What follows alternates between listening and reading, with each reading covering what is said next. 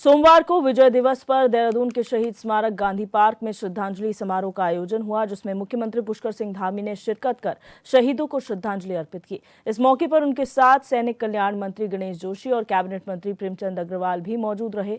समारोह को संबोधित करते हुए सीएम धामी ने सैनिकों की वीरता और पराक्रम को नमन करते हुए कहा कि 16 दिसंबर 1971 के भारत पाक युद्ध में भारत की ऐतिहासिक जीत का प्रतीक है।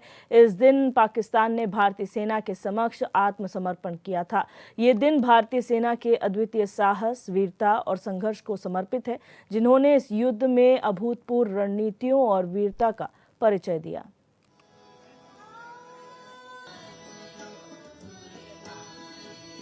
जैसा गणेश जोशी जी ने भी कहा, प्रेमचंद अग्रवाल जी ने भी कहा और हमारे मेजर जनरल सभी सब्रवाल साहब ने कहा, हम सभी जानते हैं कि 2014 से पहले का वो कालखंड भी हमको याद होगा।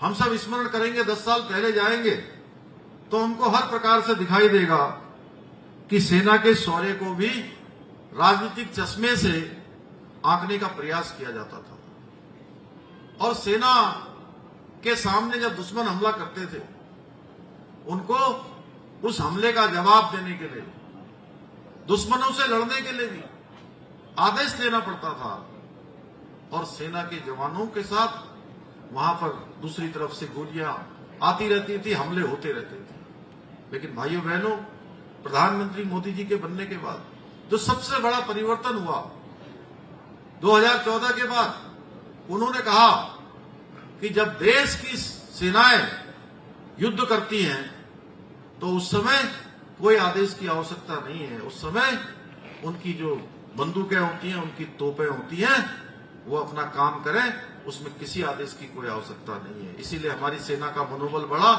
और आज हमारी सेना गोलियों का जवाब गोलों से देने का काम करती है, तोपों से देने का काम करती है। चाहे आज कोई घटना हो, हमारे सैनिकों का हौसला बुलंद है।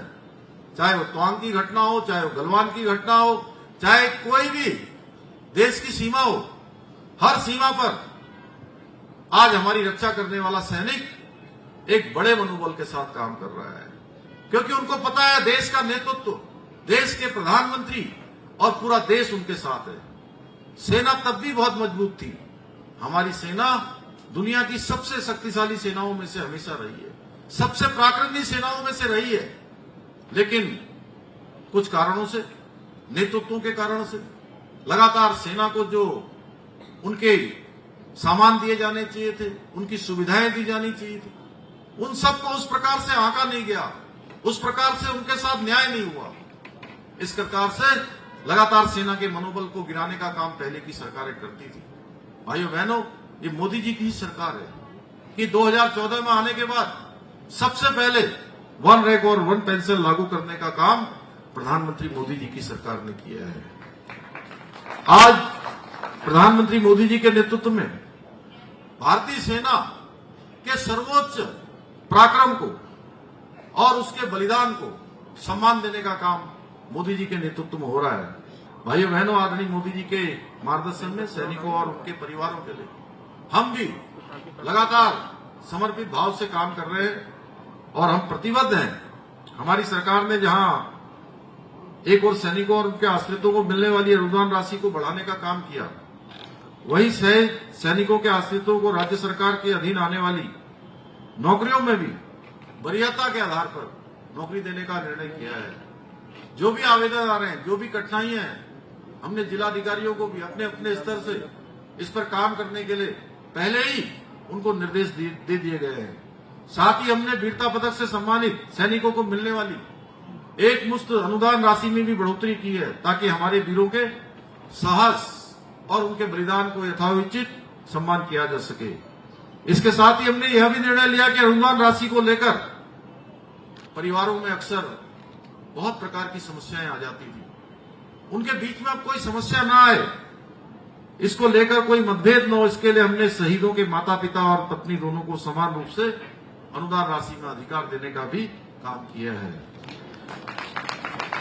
इतना ही नहीं, हमने वीर बलिदानियों का स्मरण करने के लिए प्रदेश के 5वें धाम के रूप में सैन्य धाम का निर्माण हम कर रहे हैं।